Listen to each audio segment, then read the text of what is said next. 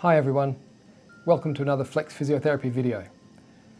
We're doing a how-to splinting video again today, and this time we're going to look at how to make a thermoplastic dorsal hood splint for a PIP joint volar plate injury. This is an incredibly common injury when the PIP joint becomes hyperextended, really common sporting injury when the finger is struck by a ball or any other kind of impact injury. As the finger hyperextends, the volar plate, the ligament on the palm side here, becomes stretched and injured, sometimes with a little avulsion fragment of bone from the middle phalanx as well. It's a common injury, and it's an injury which is inherently very safe to allow flexion movement. Flexion doesn't put any tension on the ligament injury. In fact, it loosens and decreases the tension on the ligament injury and the fracture. The only problem for the patient is the risk of hyperextension. And so if we can make a splint which acts like a hood over the finger, allows flexion and limits hyperextension, then we can get them moving very safely, very early. So here's our patient's hand, and we're going to say that this PIP joint here is the injured one, a volar plate sprain or a little avulsion fracture.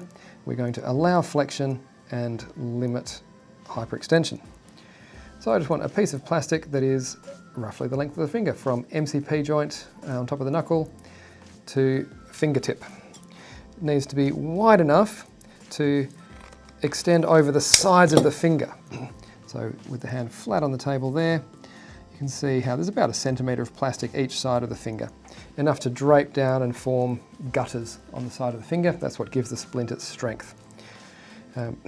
Now, because we want the splint to be long enough proximally, coming up close to the MCP joint, I want to just taper the splint a little bit, just like that, so that the splint is comes a little bit more distally on the sides, so it can wrap around even when there's webbing, but it stays a little bit longer on the dorsal aspect. So there's our splint. We'll pop that in the hot water. Generally just ask the patient to rest their elbow on the table, have their hand a little bit elevated off the table, and their fingers just comfortably spaced apart so that you can get the plastic in between. All right, that is getting soft and ready to go. Pat it dry, and I'm going to place it dorsally over the finger, roughly even each side. Give it a gentle stretch, just enough stretch so I can very lightly pinch it underneath the finger, only in a couple of spots. I don't want to get too aggressive with the stretching because I don't want to deform the plastic too much or weaken it anywhere. So you can just see I've pinched and pinched just so I don't have to hold it in place. It gives it a really nice snug contour. I can feel where the tip of the finger is. I'm just going to make a little tiny mark there with my thumbnail so I know where to cut it off. And then I want to check the angle. And there's some debate about how much PIP flexion is warranted for safety. I know some people who argue it should be 30 degrees, some people who say it should be a decreasing amount of degrees every week.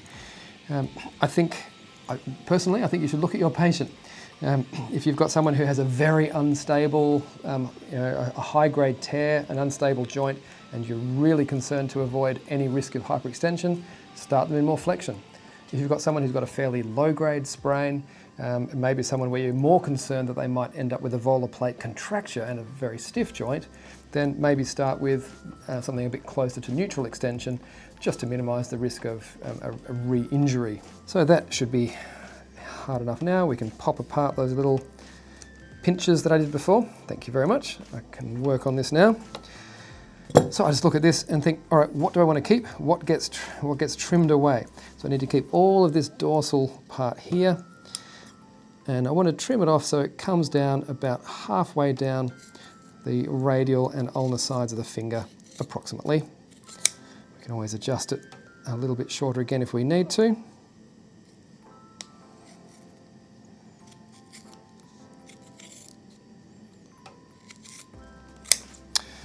Okay, so that's starting to look a little bit more like the finished product we're after, except for the tip, which has still got our corners but I can see the little mark there, the little line that I trace with my thumbnail. So I'm going to trim this back to that line and round off the corners. Like so. Let's try that on the patient's finger. And you can see, you almost always see where the knuckle should go, just it's always a little bit prominent there. It might be a little bit of flexion depending on the angle you've chosen. So you can settle that over the knuckle, act like a strap here, and see, can the patient flex the PIP joint? And then what happens when the patient extends? If you've left it a little bit too long on the gutters, then it will tend to curl around too much, and that can make it hard for the patient to flex and extend. So, I think in this case we probably should trim another millimetre off our gutters just to make sure that the finger can get out of and back into the splint easily without catching on the sides of the hood. At the proximal end, it looks really good. I'm going to roll this edge back just for comfort, and we'll put a strap around the proximal phalanx. There we go. So just trim off that extra little millimetre. And the distal half of the splint, like so. Okay, I'll dip that proximal edge in around the MCP joint level.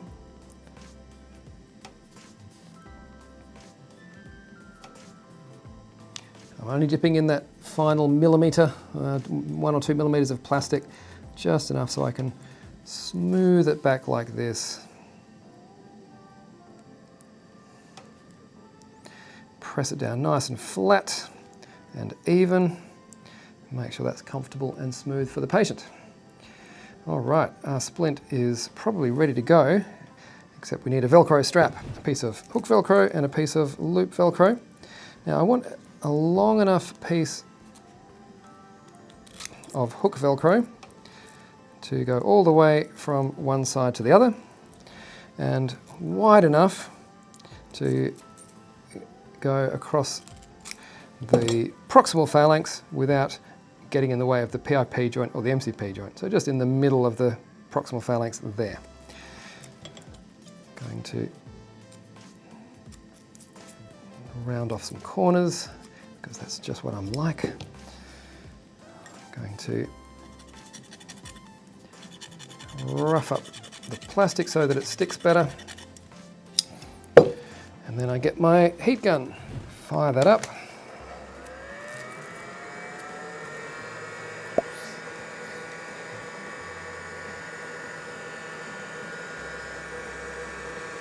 Little tiny rough spot to smooth off there. Always have a feel around the edges to see if anything should be smoothed off for comfort. And your fingertips will be more sensitive than your eyes to that kind of thing. A little bit of heat on the plastic, just enough to warm it up without softening it. Press the Velcro on firmly. And then we want enough length of Velcro to go around the finger this way. So there's our splint. And so if we use a full thickness 25mm piece of Velcro, it might be reasonably comfortable on the radial side of an index finger, but as soon as we get to anywhere where there's webbing between the fingers, then it's going to be very uncomfortable where the strap cuts in here. Or we try to protect the webbing by moving the strap down a bit more distally, and the webbing might be more comfortable, but then we're going to start really restricting or cutting into the PIP joint. So I would definitely recommend that you just trim the strap back a bit narrower. It depends on the size of the patient's finger, so adjust accordingly. But even taking off 25% of the width, making it a bit narrower like this. The other thing you can do, if necessary, is to just cut a little tiny bevel, a little piece out where the webbing is. So just make a little trim, just like that. A little tiny bevel like that can make all the difference in patient comfort as they move their finger.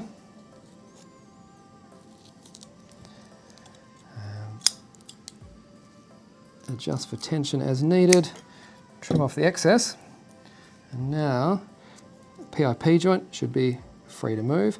You can always trim a little bit of extra off if need be. You can see that bevel in there to make the webbing comfortable, and the PIP joint is unrestricted but protected from hyperextension. Keep in mind that when you're seeing someone in the acute stage with this kind of injury, their flexion range of motion is probably quite limited by swelling and by pain. So in some cases, when it's extremely exquisitely painful, it might be worth making a second distal strap here just for pain relief and protection. But as much as possible, you want them to have that strap off and to encourage gentle finger movement and restoration of that full range of motion in the PIP joint. That is how you make a thermoplastic dorsal hood splint for a volar plate injury. Have a go at making it yourself. I hope you enjoy it. Please leave any questions, any comments, any tips or tricks that you've learned yourself in the comments section below. And I'll look forward to seeing you in the next video. Cheers.